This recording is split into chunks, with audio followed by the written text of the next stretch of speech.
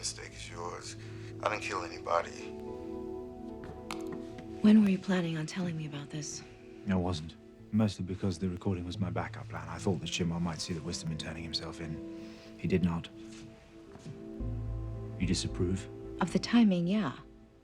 He's worked for months to embed himself in SBK. An endeavor I cared more about before I knew he was a cold-blooded killer. You think we should look the other way? SBK is a ruthless drug gang. There is no doubt they are the greater evil. So why get a confession out of Shinwell now? Tell me, Watson, what did you think would happen when Shinwell and Detective Guzman finally bring the hammer down on SBK? Do you think he would buy a little house here, settle down? Or do you think he would be whisked away by witness security, never to be seen again? That's not what he wants. He wants to be with his daughter. That was never going to happen. Now that we know he killed Jamil Clark, it shouldn't. As a physician, you pledge to do no harm, but that's not always possible. Cutting into a patient does them harm. Medicines have side effects, sometimes terrible ones. With chemotherapy, we actually give cancer patients poison, hoping that it'll kill more malignant cells than healthy ones. So he's the cure to cancer now, is he? He's not the cure. A means to an end. A necessary evil? No, just a lesser one. Several months ago, I destroyed evidence that would have violated his parole. It would have guaranteed his return to prison. So thanks to me, a murderer now walks free. So if he kills again, it's going to be on my head, not yours. The man belongs behind bars. Speaking of murderers, our seamstress has the name of the person who wore the pirate flag. I don't know what to tell you. I'm a marine archaeologist. I study pirates. It doesn't make me one. A flag just like this was commissioned by one of your students, Isaac Sheridan. He admitted to committing several attacks on treasure hunting ships, including one owned by Lars Vestergaard. According to Isaac, you instructed him and several other students when to strike and what equipment to damage in order to cripple those companies' salvage capabilities. People like Lars Vestergaard desecrate important archaeological sites for their own profit. Sabotaging their ships was the only way to slow them down. Until Travis Unger came along. Who? Travis Unger. He used to work for the public administrator's office. A couple of months ago, he got his hands on a logbook that contained the location of a sunken treasure galleon. He approached Vestergaard about salvaging the wreck. Vestergaard turned him away because he'd filed a claim on the same ship over a year ago.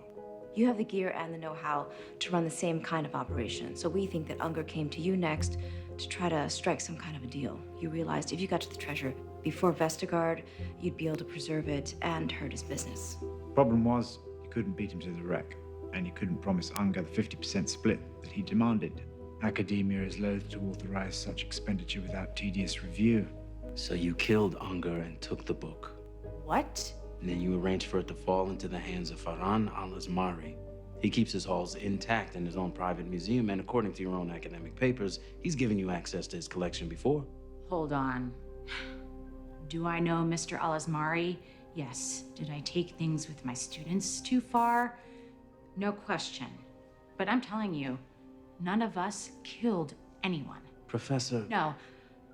I have a question now.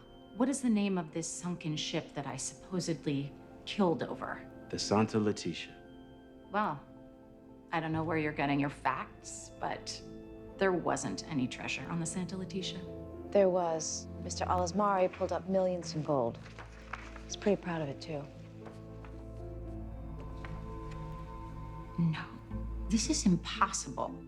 I've read everything that's ever been written about the Santa Leticia, including the records in the archives of the Indies in Seville, and there is not a document in recorded history that says it went down with gold on it.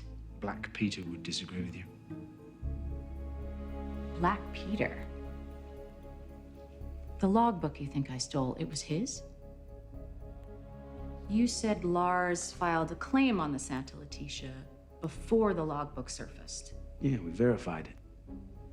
That doesn't make any sense. He would have seen all the records I saw in Spain. Maybe he just had a hunch. No, salvagers like him, they don't work off hunches. They need to know there's gold on a ship like the Santa Leticia, or they'll have their investors to answer to. I gotta make a call, excuse me. Yes, thank you. So we're not liking the professor for Travis Unger's murder. You? Everything she said fairly reeked of the truth. Is that why you left to make a call? I believe she was also telling the truth when she said Lars Vestergaard had to have expected to find nothing when he mounted his...